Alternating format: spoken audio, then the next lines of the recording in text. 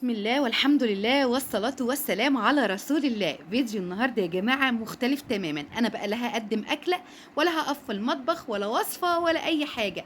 أنا النهاردة بقى كده قررت أنزل أغير جو. والله يا جماعة كان نفسي أغير جو وأخلص كده من الثانوية العامة عموما وضغط الأعصاب اللي أنا كنت فيه بسبب الامتحانات والنتيجة والحاجات اللي انتوا عارفينها دي. فما صدقت بقى كده أخلص منها وانزل بقى كده النهاردة بعد الفيديو اللي فات. كمان أنا عملت الحفلة الحازم وصورت معاكم الاكلات وكل حاجه انا عملتها. فبصراحه بقى كنت تعبت، فعايزه بقى كده اغير بقى كده جو شويه.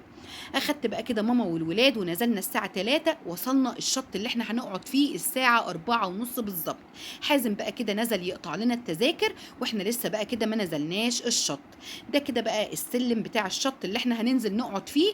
بصراحه كان الجو رايق، احنا يعني وقت الساعه 4 ونص العصر ده كان جو رايق وما كانش فيه زحمه ولا اي حاجه. الناس بقى اللي هي بتنزل كده بتاخد اليوم من بدري بتكون بقى كده خلاص تعبت ومشيت، فبيكون الجو بصراحه رايق زي ما انتم شايفين كده.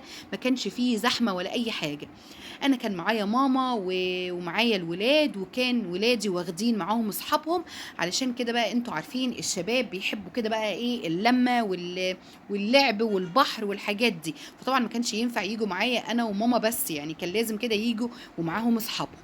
نزلنا قعدنا، احنا لسه لحد دلوقتي ما قعدناش قدام الشط، يعني قدام البحر. احنا لسه ورا ما دخلناش قدام البحر، لان الناس كلها كانت لسه بتمشي كده واحده واحده. اول كده بقى ما قعدنا وظبطنا نفسنا، جه بقى كده الراجل الطيب وابنه العسل ده ومعاه اللي هو بيقول عليه الجندفلي. ده بقى مش الجندفلي الاصلي، ده كده يا جماعه اللي هي قواقع البحر اللي هو بيقول عليها الجندفلي. انا اخدت منه. وطبعا اللي هي قواقع البحر بتتعمل برضو بنفس طريقه الجندفلي. ان شاء الله هبقى اعمل معاكم الوصفه الحلوه دي. بعد بقى كده ما اشتريت اللي هو بقى الجندفلي، عدى بقى كده بتاع الفريسكا. ومش عايزه نقول لكم بقى يا جماعه على الفريسكا دي بقى بالنسبه لي العشق، اللي هو بقى التفاح المسكر. بعد بقى كده ما اكلت الفريسكا، كانوا ولادي بقى كده في الميه بيشاوروا لي من جوه بيقولوا لي يا ماما يلا حضري لنا الاكل. طبعا كلنا عارفين ان البحر بيجوع. انا بصراحه مش بنزل الميه ولا اي حاجه، انا كنت رايحه كده استجمام فقط لا غير.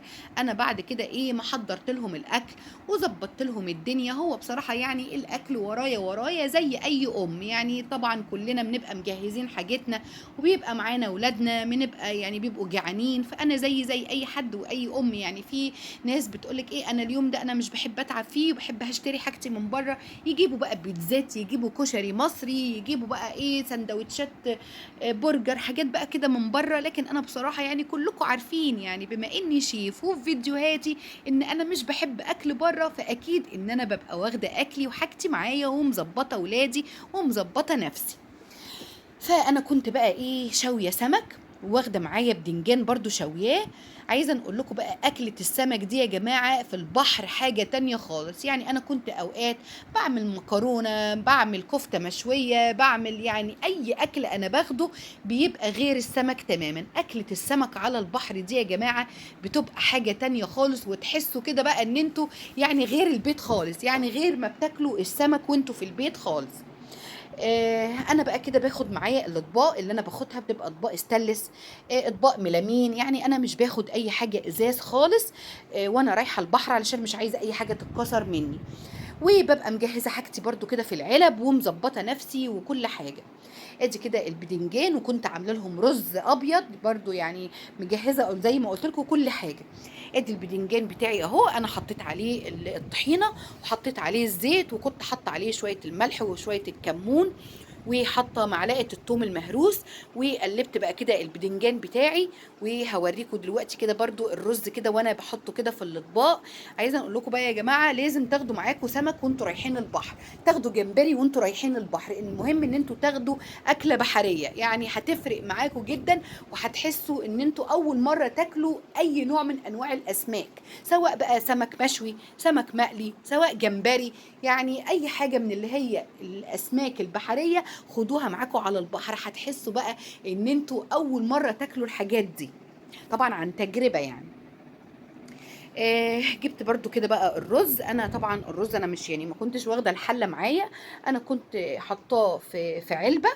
وباخد كده من العلبة وبحط برضو كده في الاطباق زي ما انتوا شايفين.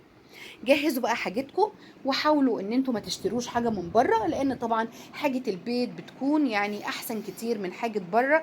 يعني بتبقي واخده راحتك، وحاجه برضو انت عاملاها بايديكي وضامنه نظافتها. وبرضو على فكره اكله السمك يا جماعه بره في المطاعم هناك في اسكندريه مكلفه جدا، يعني اكله السمك بمبلغ وقدره. لما تكوني انت جايبه الحاجه واخداها معاكي بتلاقي نفسك اصلا يعني يعني التكلفه كلها ما كملتش ربع ما هتاكليها بره.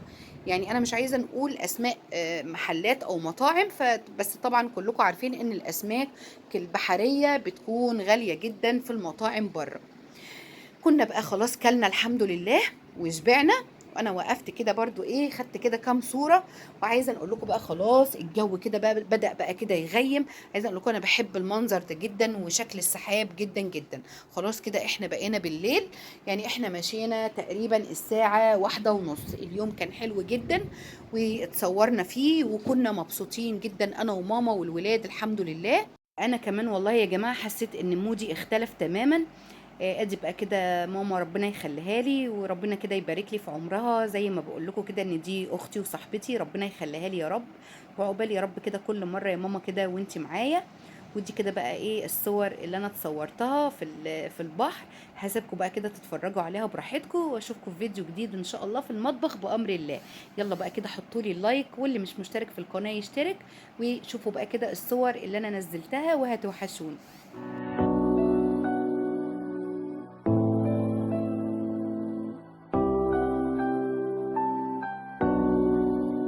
خليك ليا مثالي ونطير معاك ليالي، ما تخلي الوقت يسالي يا حبيب الروح. خليك ليا مثالي ونطير معاك ليالي، ما تخلي الوقت يسالي يا حبيب الروح.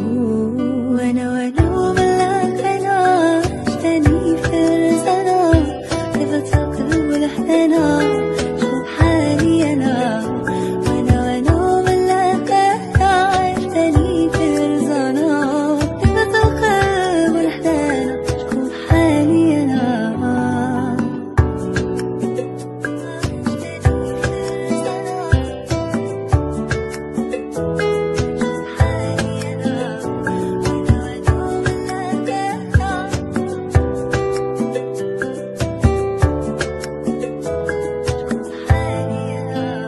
عشيري هذا معايا في وقت الشدة عليا، يستاهل كل الهدايا اللي في الكون. أفهمني حاسس بيا، عرفني تايه فيا، ولو ضبطي خاف عليا وبروح